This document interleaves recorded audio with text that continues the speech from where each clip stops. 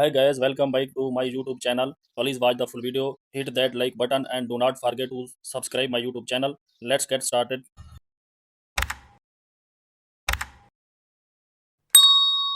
Open the pixel app, select the import button, go to the gallery, select a picture, adjust the picture, remove the background, select the result color, enable button down, adjust the picture, select the text option, edit option by right hand, select the size option, adjust the size, select the font option, adjust the font, select the stroke button, enable button down, adjust the color,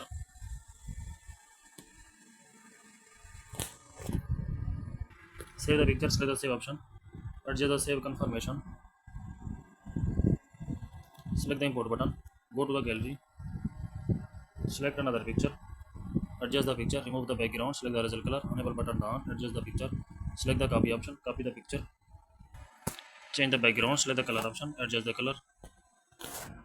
Please like the video and subscribe the channel.